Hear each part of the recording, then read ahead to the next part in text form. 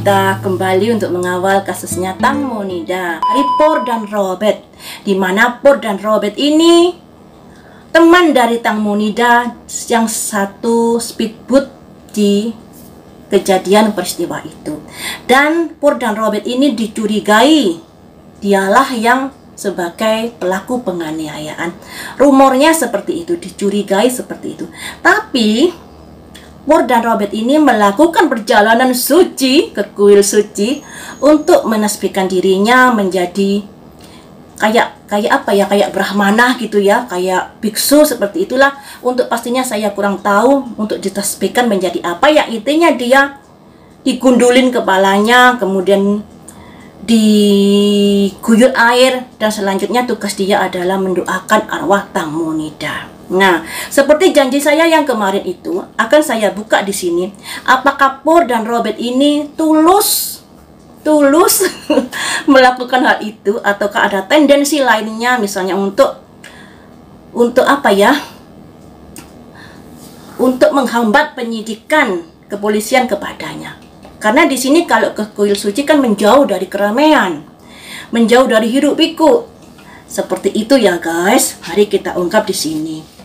Akan saya prediksi Por dan Robert ini tuluskah dia melakukan perjalanan suci ke kuil suci itu, ataukah itu semacam drama agar untuk menghambat penyidikan pihak berwajib kepadanya.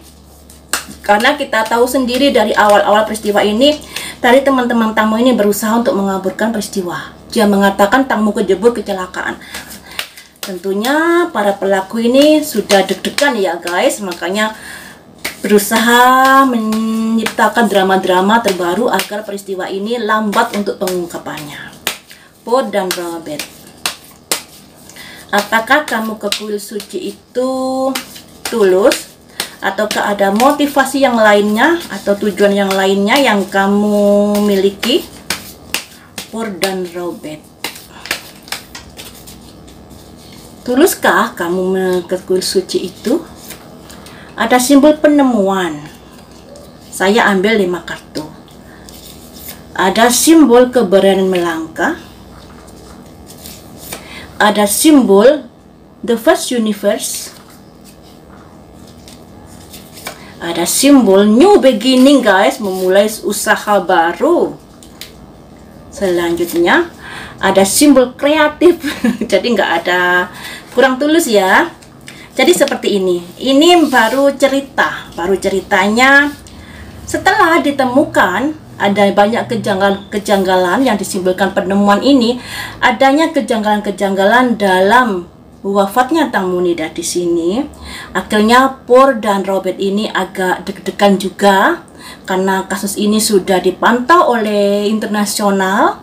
Tentunya pihak kepolisian Thailand juga mikir-mikir kalau tidak jujur dalam pengungkapannya. Makanya di sini setelah ditemukan adanya banyak kejanggalan dalam peristiwa wafatnya Tang Monida ini, mereka berdua ini mulai ada new beginning, mulai mencari ide-ide kreasi-kreasi yang pada akhirnya mereka memutuskan untuk berjalan ke kuil suci yang ada kaitannya untuk mendoakan dari arwah Tang Monida. Jadi itu bentuk sebuah kreasi ya. Bentuk sebuah kreasi. Di sini tidak ada simbol ketulusan. Dikarenakan setelah ditemukan barang bukti atau kejanggalan-kejanggalan, makanya mulailah mereka beride, ada simbol kreasi untuk melakukan perjalanan ke kuil suci ini. Ada simbol orang berjalan di tengah pohon yang gelap yang menuju kuil suci ini ya guys. Jadi ini tidak ada ketulusan dari Robert dan Por ini untuk melakukan hal itu. Itu adalah keterpaksaan karena sudah ditemukan kejanggalan yang bisa menjerat mereka dalam proses hukumnya nanti. Kemudian, apakah mereka nanti bisa terlepas dari jeratan hukum dikarenakan sudah berdrama seperti itu, ataukah akan mendapatkan keringanan hukum? Mari kita ungkap di sini ya guys. Apakah Paul dan Robert nanti mendapatkan keringanan hukum atau keistimewaan atau hukuman tetap sesuai apa adanya? Mari kita ungkap di sini.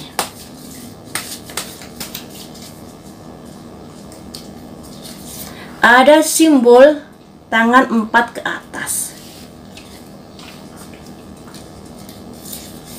Ada simbol hidden motivasi di sini.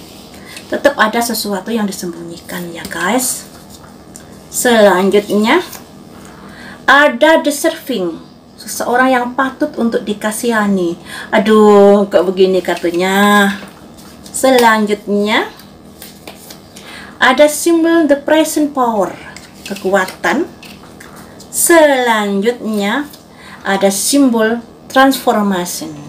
Lah, transformasi ini akan berujung kemana? Perubahan, soalnya transformasi ini, perubahan ini ke arah mana? New supportive koneksi guys. Jadi guys, kasus ini harus dikawal hingga pengadilan menetapkan seberapa besar hukuman buat orang-orang pelaku ini.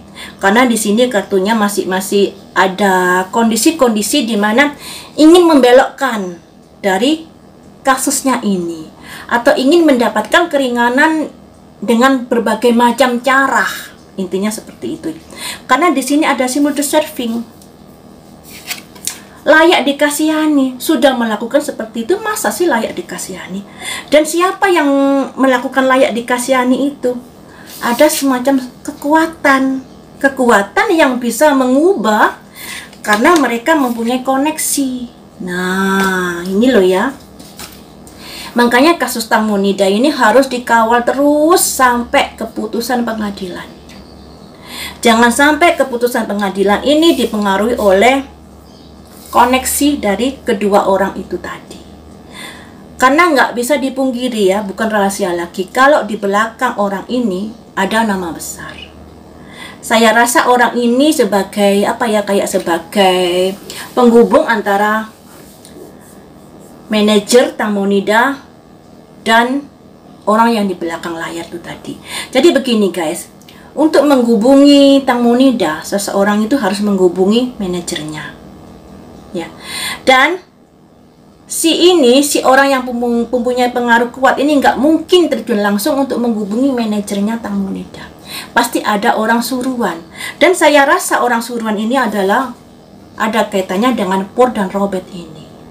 Nah, seperti itu ya guys. Jadi di belakang Paul dan Robert ini saya rasa ada orang besar. Makanya orang besar ini berusaha gimana caranya agar ada transformasi dalam kasus ini.